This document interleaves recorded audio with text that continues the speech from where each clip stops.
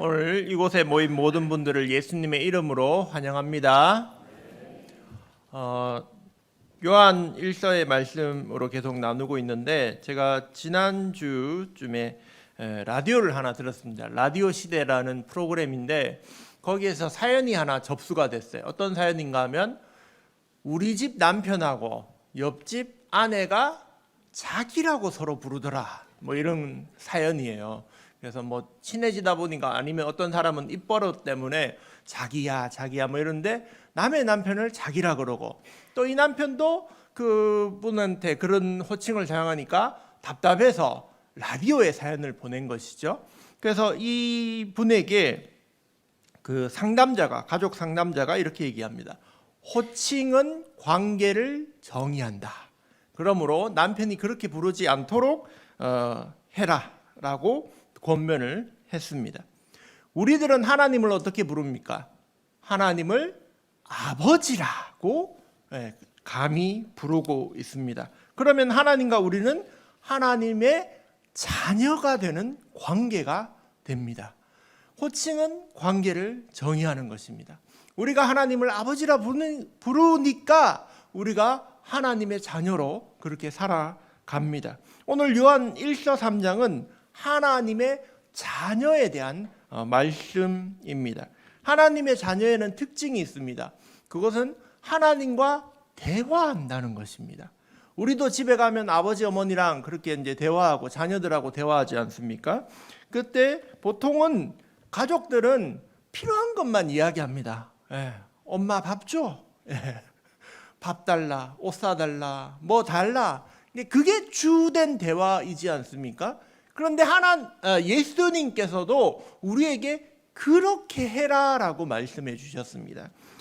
예수님께서도 기도할 때 구하라 그리하면 주실 것이요, 찾으라 그러면 찾을 것이요, 문을 두드리라 그러면 너희에게 열릴 것이니 너희 중에 아버지 된 자로서 누가 아들이 생선을 달라 하면 뱀을 주며 알을 달라고 하면 정갈을 주겠느냐? 너희가 악할지라도 좋은 것을 자식에게 줄 알거든 하물며 너희 하늘 아버지께서 구하는 자에게 성령을 주시지 않겠느냐? 그렇게 말씀하셨습니다. 우리가 구하는 그것을 할 때 우리와 하나님의 관계가 자녀의 관계가 된다는 것이죠. 하나님 아버지와 하나님의 자녀. 우리가 그럼 어떻게 이런 관계가 되었는가? 오늘 요한 1서 3장 1절은 이렇게 말씀하십니다. 보라, 아버지께서 어떠한 사랑을 우리에게 베푸사 하나님의 자녀라 일컬음을 받게 하셨는가? 감탄으로 시작합니다. 보라. 이 감탄은 요한복음 1장에 나오는 세례 요한이 예수님을 보고 한 감탄과 같습니다. 보라, 세상 죄를 지고 가는 하나님의 어린 양이다.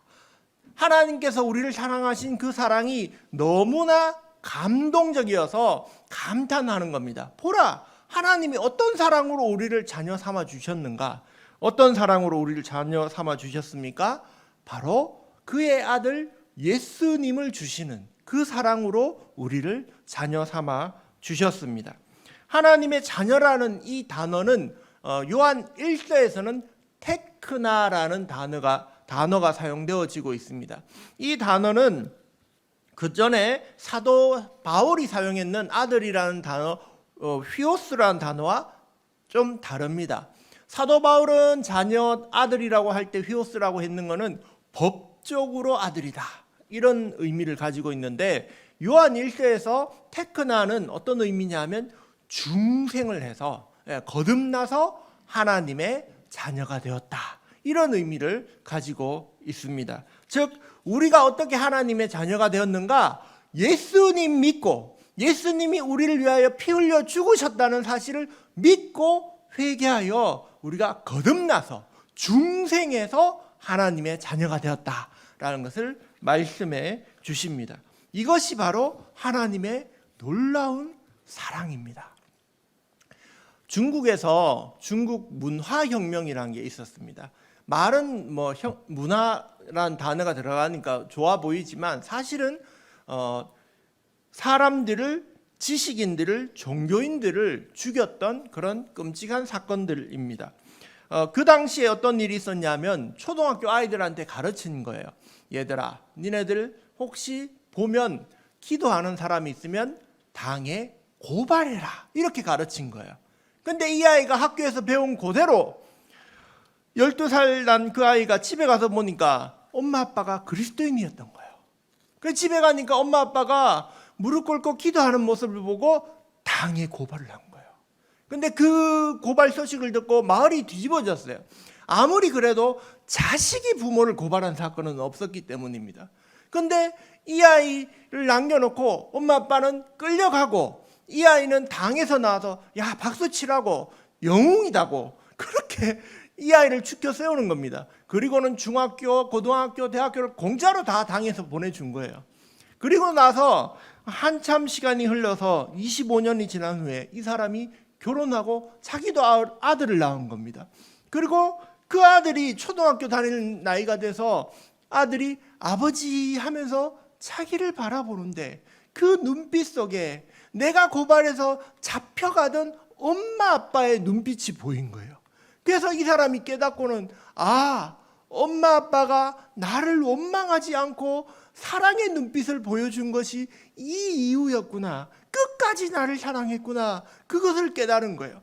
근데 이 사람이 목사님을 만납니다. 중국에서 선교사님을 만나서 복음을 듣고는 고백하는 거예요. 내가 이런 일을 했다.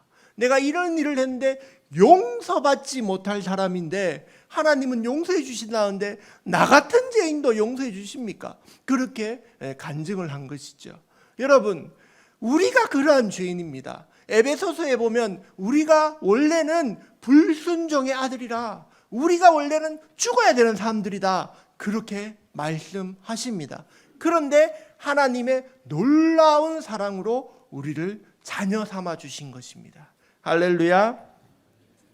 그런데 1절 끝에 보면 이렇게 말씀하십니다. 어떻게 받게 하셨는가? 우리가 그러하도다. 그러므로 세상이 우리를 알지 못함은 그를 알지 못함이라. 우리는 하나님의 자녀가 됐습니다. 우리는 하나님을 아버지라고 부릅니다.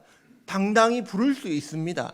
그런데 재밌는 것은 세상은 이것을 알아주지 않는다는 점입니다.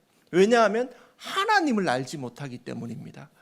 우리가 하나님을 사랑하고 하나님의 자녀라면 그럼 어떻게 해야 되느냐? 세상이 알 수 있도록 당당히 밝혀야 됩니다. 보십시오. 나는 하나님의 자녀입니다.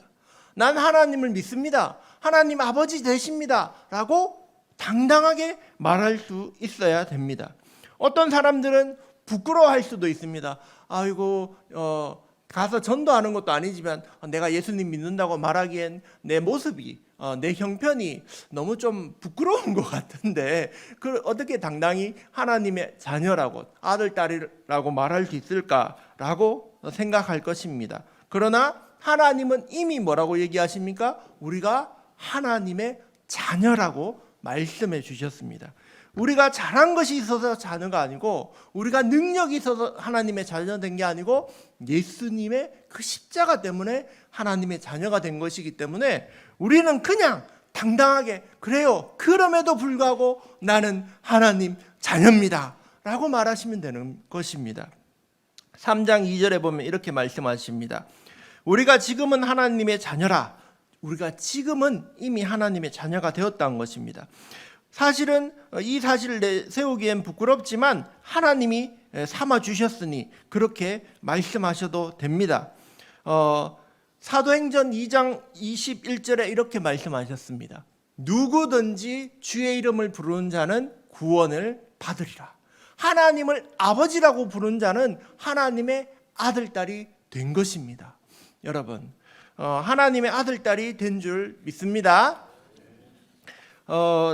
결론적으로 3절의 말씀을 읽겠습니다. 3절 함께 읽겠습니다. 주를 향하여 이 소망을 가진 자마다 그의 깨끗하심과 같이 자기를 깨끗하게 하느니라. 자, 그럼 하나님의 자녀는 어떻게 살아야 되는가? 3절에 말씀하십니다. 하나님의 자녀 된 사람은 주를 향하여, 예수님을 향하여 소망을 가진 자로서 그의 깨끗하심과 같이, 예수님 같이 살아가야 된다고 우리에게 말씀하십니다. 여러분, 우리의 삶의 가장 큰 목표는 바로 예수님입니다. 우리가 어떻게 살아야 되는지 예수님이 다 보여주셨습니다. 그래서 지금은 좀 모자랄지라도 우리가 나중에는 예수님 같아지는 것입니다.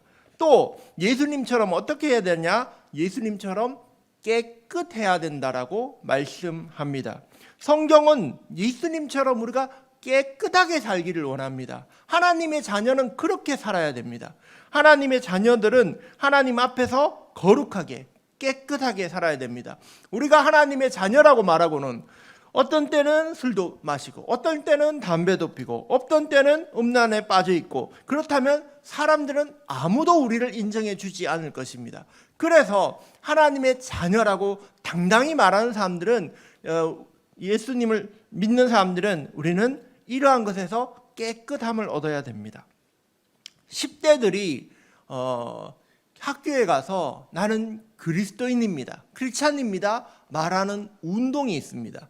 이게 약자로 줄여서 스탠드라는 건데, School Teenager Awakening Network Disciple, 되게 말이 긴데 어떤 거냐면 2001년에 그 기독교 학교에서 체풀 드리는 게 불법이라는 판결이 났어요. 대법원에서 강제로 애들한테 예배 드리게 할 수 없다, 이런 판결이 났습니다. 누가 1인 시위를 했어요 그때. 그래서 그런 판결이 나고는 학교에서 예배 드리는 게 쉽지 않은 일이 됐습니다. 그래서 학생들에게 선생님이 데리고 가서 자 우리 예배 드리자, 이렇게는 할 수 없어요. 그런데 반대는 가능해요. 선생님이 아니라 애들끼리 모여서 우리 한번 예배 드리자, 이거는 괜찮은 거예요. 그래서 어떤 운동이냐면, 나는 학교에서도 그리스도인입니다라는 이 운동은 학교에서 애들끼리 모여서 기도하고 말씀 읽고 하는 예배드리는 운동인 거예요.